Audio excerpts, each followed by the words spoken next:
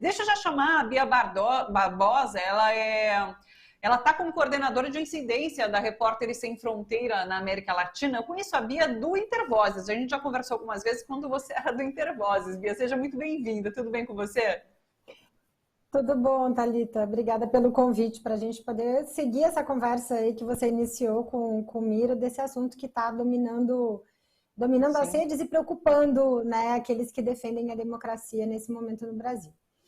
Bia, eu tenho dito, inclusive, que são vários os recortes que a gente pode fazer desse episódio para discutir vários temas relacionados a ele. E eu queria tratar com você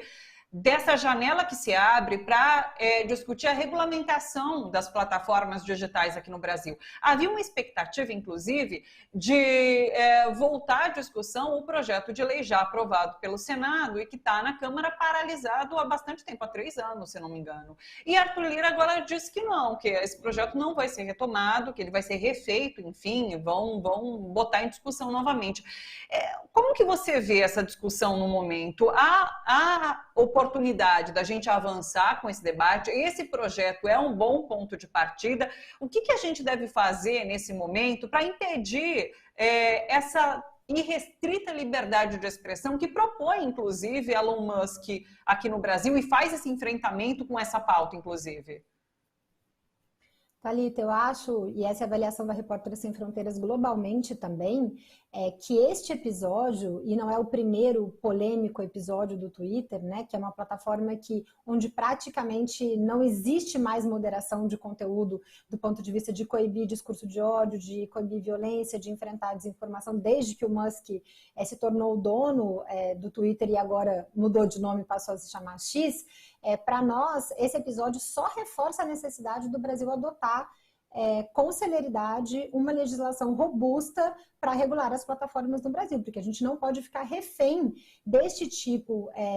de arbitrariedade de um bilionário, que acho que você e Miro já discutiram sobre as características dele nesse sentido, que coloca em risco a própria soberania nacional e a própria democracia brasileira. A gente não está falando simplesmente, sem querer diminuir isso, mas a gente não está falando simplesmente de um desrespeito a ordens judiciais. A gente está falando de um desrespeito a ordens judiciais em casos de contas que foram utilizadas para organizar a tentativa de golpe de Estado que o Brasil sofreu no dia 8 de janeiro, que foram utilizadas para desestabilizar o processo eleitoral desde antes das eleições, né? As decisões do ministro Alexandre de Moraes, que são citadas como censura pelo Elon Musk nesse sentido, elas começam no processo eleitoral, né, com uma tentativa de minar a integridade do sistema eleitoral brasileiro, de gerar desconfiança da população, porque já se sabia que se Bolsonaro perdesse a eleição e houvesse essa desconfiança na integralidade das nossas urnas, na segurança do nosso sistema eleitoral, isso seria fácil de colar na população brasileira a partir de uma campanha massiva de desinformação sobre o sistema eleitoral brasileiro. Então, isso começa antes, quando o ministro Alexandre de Moraes ainda está na presidência do Supremo Tribunal Federal, mas durante o processo eleitoral, e segue, né, no inquérito dos atos antidemocráticos e de todas as ações que foram tomadas aí já pelo ministro enquanto juiz da Suprema Corte, mas que são ações que estão ligadas. Está muito claro que essas contas operavam em conjunto e se retroalimentavam no sentido de propagar essa desinformação e de atentar contra o Estado Democrático de Direito. Então, não é um simples descumprimento de ordem judicial, é um descumprimento de ordem judicial que atenta contra a democracia brasileira. E isso, na nossa perspectiva da Repórteres Sem Fronteiras, reforça a urgência dos países adotarem leis robustas, leis nacionais, mas que também permitam uma governança global desse espaço informacional, do espaço da comunicação e da informação, no sentido de garantir que as redes sociais sejam espaços democráticos e que não sejam usados, né, indiscriminadamente ao bel prazer do interesse político e econômico dos seus donos ou dos seus acionistas, independente das consequências que elas vão ter para os países. E eu falo de interesses políticos e não apenas econômicos, porque em vários episódios diferentes, onde houve leis adotadas em países que eventualmente o X não concordou com essas legislações ou não concordou com essas decisões judiciais, o posicionamento do X sempre foi: nós vamos cumprir essas decisões e vamos recorrer dessas decisões na justiça, que é o que nos parece que tem que ser o caminho. Ele não é obrigado a concordar com as decisões do ministro Alexandre de Moraes, mas o lugar para questionar essas decisões é no próprio judiciário brasileiro e nas suas instâncias democraticamente constituídas. E o Elon Musk deu uma declaração falando sobre a Índia, por exemplo, que é governada por um governo de extrema-direita. Então, quando é um governo de extrema-direita, nós vamos cumprir a legislação do país. No caso do Brasil, porque Elon Musk tem uma relação histórica com Bolsonaro, não à toa o bolsonarismo usa desse momento para se fortalecer nas redes sociais e propagar esse discurso de liberdade de expressão absoluta, como você mencionou. Ele diz que o Brasil está sofrendo e o Brasil está sob a censura do ministro Alexandre de Moraes. E é lamentável que o Congresso brasileiro, que o presidente da Câmara, Arthur Lira, não aproveite esse episódio justamente para avançar na discussão do projeto de lei 2630. É um projeto que a gente sabe que tem divergências entre as lideranças, é um projeto que recebeu, a partir do novo governo Lula, sugestões do governo em relação a isso. O governo, inclusive, negociou com as empresas alterações no texto, ouviu a sociedade civil em relação a isso, e o projeto vinha avançando para uma nova versão de um novo substitutivo do deputado Orlando Silva, relator do projeto, que está, desde que o texto chegou na Câmara em 2020, discutindo, promovendo audiências públicas, ouvindo especialistas, submetendo esse texto ao escrutínio e ao debate público, trabalhando para aprimorar o texto. O presidente Arthur Lira deveria aproveitar essa situação para solucionar eventuais divergências em relação ao texto. Nós mesmos na Repórteres Sem Fronteiras, diante desse episódio do Musk, temos sugestões a fazer ao texto, por exemplo, no sentido de obrigações que os usuários das contas deveriam respeitar no uso dessas contas. O PL 2630 é muito mais focado hoje, por exemplo, em obrigações para as empresas, para as plataformas digitais. Mas o Fórum Informação e Democracia, que é um fórum que a Repórteres Sem Fronteiras anima globalmente, ele tem um relatório que fala da responsabilidade dos usuários das contas de redes sociais, não só das plataformas. Então, o texto poderia, inclusive, avançar sobre isso, porque uma legislação robusta que estabelecesse deveres também para os usuários das contas de redes sociais não estaria tão suscetível a eventuais erros ou omissões ou ao atraso da justiça, por exemplo, para analisar a responsabilização desses usuários se cometessem abusos no funcionamento, na utilização dessas contas. Esse poderia ser, por exemplo,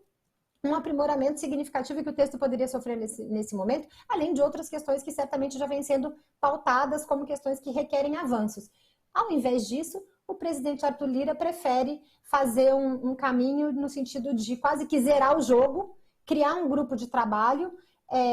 que vai ter que ser composto por outros parlamentares, tira a relatoria do único parlamentar que mergulhou nesse assunto na sua profundidade para compreender todos os desafios e que fez uma discussão ouvindo os mais diferentes setores interessados nesse processo para construir um texto que, na nossa visão, ele não é a melhor legislação sobre regulação de plataformas, mas ele é um excelente caminho para um debate regulatório no Brasil a partir do início do estabelecimento de regras de transparência do funcionamento dessas plataformas, de regras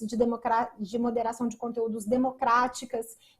justamente para não reforçar o poder dessas plataformas para derrubar conteúdos legítimos e que cabem dentro do debate público e da liberdade de expressão. E o presidente Arthur Lira, infelizmente, ao fazer isso, quase que zera esse jogo, pega a bola e fala, não, vamos começar tudo de novo. Ninguém sabe o que está por trás dessa decisão do presidente Arthur Lira, no sentido de o que está motivando ele nesse momento. Mas, na nossa avaliação, o Brasil está perdendo uma oportunidade e, inclusive, correndo um risco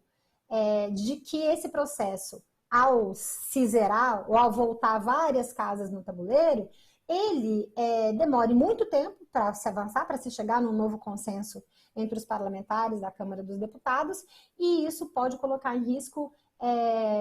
uma perspectiva que existe, que está pautada, que é o Supremo Tribunal definir sobre a regulação das plataformas digitais, porque há ações que estão colocadas no Supremo Tribunal Federal neste momento, inclusive para mudar regras que estão prevendo,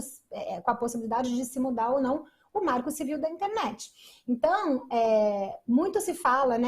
do ativismo judiciário no Brasil, mas quando o Congresso não legisla, isso deixa um vácuo normativo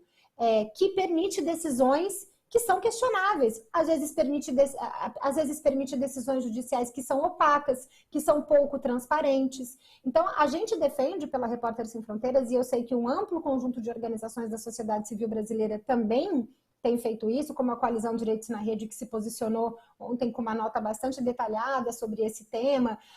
a coordenadora do Comitê Gestor da Internet no Brasil, a Renata Miele, que já veio aqui várias vezes também deu declarações nesse sentido, da gente usar essa oportunidade para avançar numa regulação e avançar